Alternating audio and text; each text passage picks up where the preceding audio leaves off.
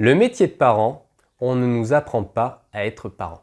Bonjour à toutes et à tous et bienvenue dans cette vidéo. Je m'appelle Julien Taucher, je suis votre coach parental, expert en gestion de stress et en communication. Et aujourd'hui, on va voir dans cette vidéo qu'on ne nous apprend pas à être parent. Alors avant de commencer, je vous invite à vous abonner et à cliquer sur la petite cloche pour être sûr de bien recevoir toutes mes prochaines vidéos. Alors dans cette vidéo, je reprends un extrait de la série de podcasts que j'ai créée, Deviens le parent que tu rêves d'être, qui est un auto-coaching où je vous guide pendant 14 jours pour changer votre quotidien de manière rapide et efficace. Donc pour accéder directement à l'intégralité des podcasts, cliquez sur le lien en description. Donc dans cette vidéo, on va voir que finalement, on ne nous apprend pas à être parent. En effet, cela semble tellement facile d'élever un enfant du point de vue de quelqu'un qui n'en a pas. On a un enfant, on lui donne le biberon, il commence à aller marcher, à aller à l'école, au collège, au lycée. On s'occupe un peu de lui, on lui fournit un toit. Et puis, quand il fait ça, tu n'as qu'à faire ça.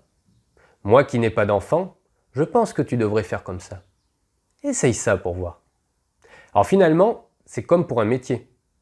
Vu de l'extérieur, on se dit, c'est facile, ça consiste juste à faire ça. Sauf que quand on discute avec quelqu'un qui fait un métier, on comprend vite la complexité du métier en question. Tout ce qui est transparent, tout ce qu'il y a derrière, tout ce qu'on n'imaginait pas. Ou alors on se dit, quand même, il a suivi une formation, et on ne va pas expliquer à quelqu'un comment faire son métier. Alors que quelqu'un qui n'a pas d'enfant donnera des conseils à quelqu'un qui en a. Car à la différence d'un métier, il n'y a pas de cours sur comment être parent. Il n'y a pas de diplôme qui fasse dire ça doit nécessiter des connaissances pour être fait comme il se doit.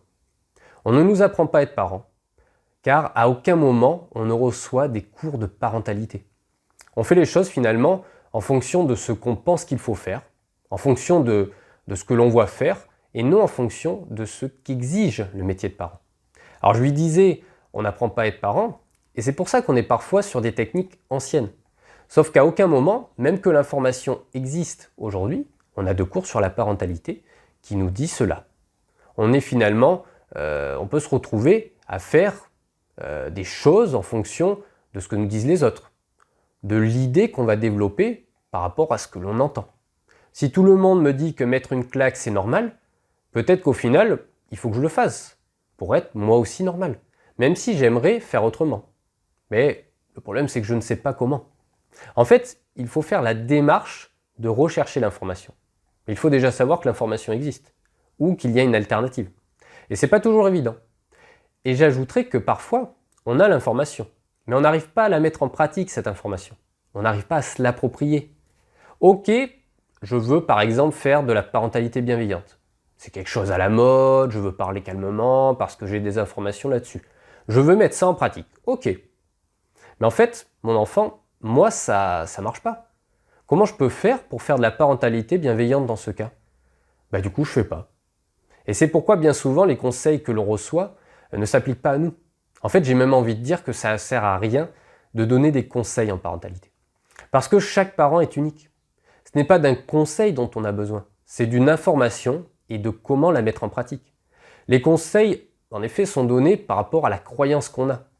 Et je m'en fiche que toi, tu fasses comme ça et que tu me dises de faire pareil parce que pour toi, ça marche ou justement, ça ne marche pas et du coup, tu penses que pour moi, ça va marcher. Par contre, ça m'intéresse de savoir qu'il existe cette façon de faire. Et ensuite de voir comment, de mon côté, je peux la mettre en pratique. Comment je peux me l'approprier. Et voir aussi si ça marche ou non pour moi. En me faisant ma propre opinion et pas en essayant de faire ça parce que tu m'as dit de le faire. C'est comme une recette de cuisine finalement. Tu prends les éléments de la recette et tu les adaptes à toi, à comment tu veux que le gâteau soit. Comment tu aimes le gâteau en question.